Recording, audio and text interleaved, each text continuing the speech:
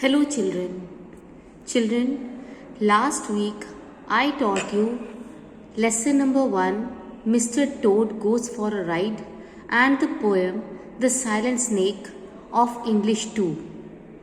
I hope you all have done your work in your copies and revised both the lesson as well as the poem. Children, today we are going to start with English 1, that is English language. So take out your grammar books. Take out page number 5 of your grammar books. We are going to start with chapter number 1, that is the sentence. What is the name of the chapter? The sentence. Before we read with this lesson, I want to explain you what is a sentence. Now children, I will write here few words. Like suppose, shines the sky, sun, the in. Shines the sky, sun, the in. Children, does this group of words convey any meaning? Do they have any meaning? Shines the sky, sun, the in. Do they have any sense? No, they don't have any sense. Now let's write this sentence in the proper order. Like the sun shines in the sky. Full stop. Now, does this make any sense? Yes, this makes a sense that the sun shines in the sky. The sun is shining in the sky. It has a proper meaning. But in the first sentence, where the words were written in jumbled form, they did not convey any meaning. They did not convey any meaning. So, we cannot call it a sentence. But now I have written these words in the proper order and they convey a proper sense, a proper meaning. So, it can be called a sentence. This sentence, children, you have done in class 2 also. So, I hope you remember what is a sentence. When we write some words in proper order, that is called a sentence. Let me give you one more example, like I do not. Does this have any sense? I do not what? It is an incomplete sentence. It doesn't convey any meaning. I do not what means what? Nothing. So, this cannot be called a sentence. Next, I will write here, I do not like bananas. Full stop. Now, does this convey any meaning? Yes, I do not like bananas. This has a meaning. So, it can be called a sentence. Let me give you one more example. Is breakfast eating he? Now, tell me, is breakfast eating he? Is it making any sense? Does this group of words make any sense? No, not at all. Now let's write in this proper order. He is eating breakfast. Full stop. Now, does this make any sense? Yes. He is eating breakfast. It has a meaning. So we can call it a sentence. Now children, I hope you understood what is a sentence. Now let's see what is a sentence. A sentence is an ordered group of words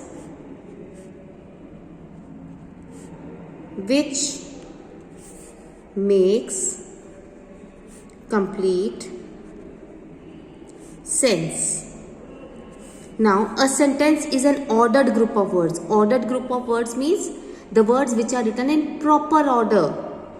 which makes complete sense, and those group of words which are written in proper order, they have some proper meaning. They have some complete meaning. That is called a sentence.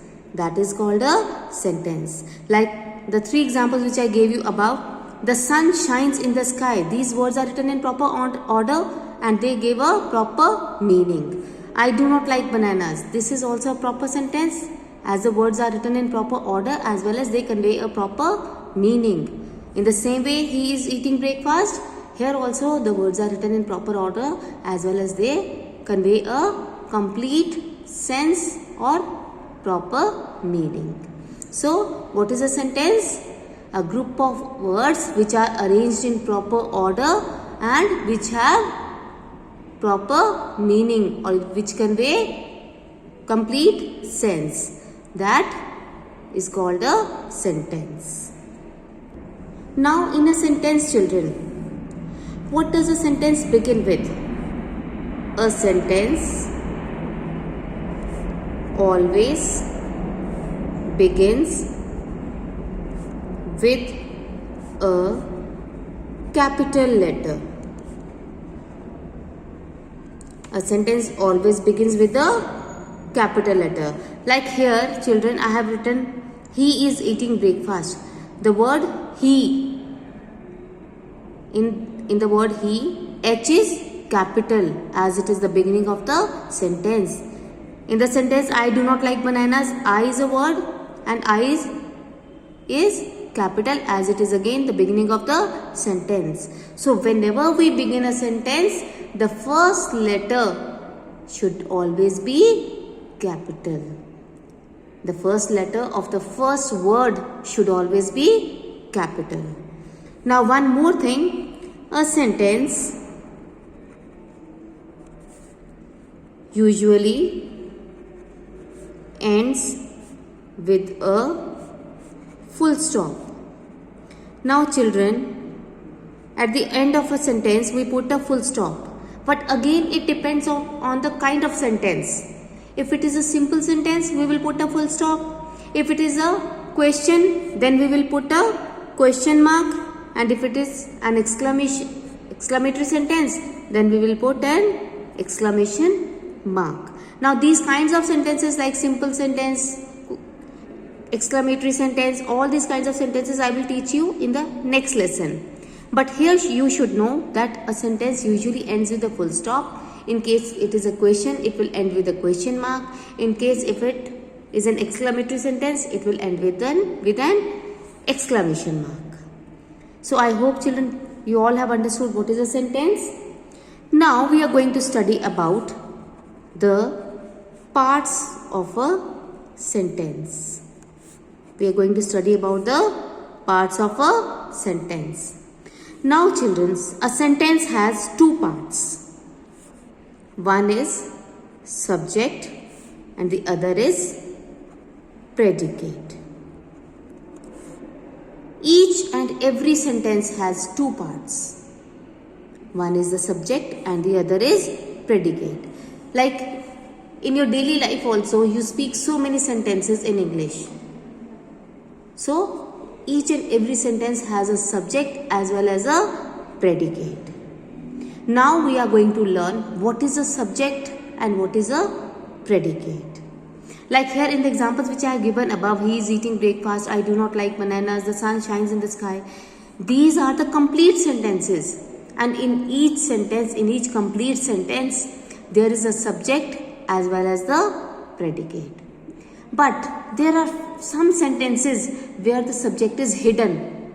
Means it is understood that subject is there. But might be the subject is not written in the sentence, but it is understood. The subject is understood. Like suppose I tell you, this example I will give you later. First let me tell you what is a subject and what is a predicate. Now, subject gives answer of two questions, who and what. The subject gives answer of two questions, who and what. Then It means the subject tells us who or what the sentence is about. The subject tells us who or what the sentence is about. Like if one sentence is written, in the sentence whom we are talking about or what the sentence is about. That is the subject. That is the subject. Now in predicate. In predicate, the first and foremost thing which is present in predicate is the verb. The verb is the part of the predicate. And the predicate also tells what the subject is doing. The predicate also tells us what the subject is doing. Means the action which is done by the subject, that is a part of predicate. Predicate tells us what the subject is doing or the action done by the subject, that is the part of predicate. So, predicate starts with the verb. Predicate, it begins with a verb and includes the rest of the sentence. Predicate starts with the verb. Predicate starts with the, as I told you before also, that the verb is present in the predicate part of the sentence. So, predicate always starts with the verb and it includes the rest of the sentence. It includes the rest of the sentence. The verb and the rest of the sentence. That is a predicate. Now, let's see an example. The monkey ate a banana. Full stop. Now, children, the easiest way to find out the subject and the predicate in the sentence is, like I am going to tell you now, just listen to me very carefully. First of all, whichever sentence it is, find out the verb in the sentence.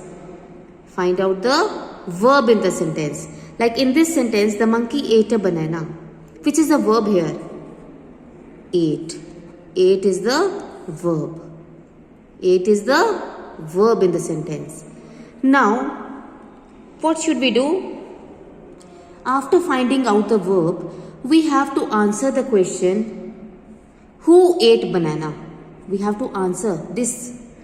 As I told you before, that the subject answers the question of who and what. Who and what. Now we will ask the question, who is eating a banana? Who ate the banana? The answer is the monkey. The monkey ate the banana. Is it okay?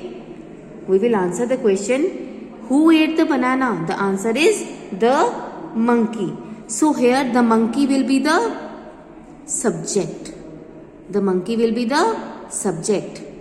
Then the rest of the sentence including the verb, as I told you before, that predicate contains the verb as well as the rest of the sentence. Now here verb including the rest of the sentence, this will be the predicate. This will be the predicate. Now I will repeat again, the monkey will be the subject, ate a banana will be the predicate. Ate a banana will be the predicate. Like I told you before also, that the predicate begins with the verb. Here it is beginning with a verb and it also tells what the subject is doing. This is the subject. What is the subject doing? What is the monkey doing? The monkey is eating a banana. So, the verb as well as the rest of the sentence means what the subject is doing, what the action which is done by the subject, that is a part of predicate. So, verb plus the rest of the sentence, that is a predicate. Children, till here we will do in this video. In the next video, I will explain you subject and predicate by giving few more examples. Thank you.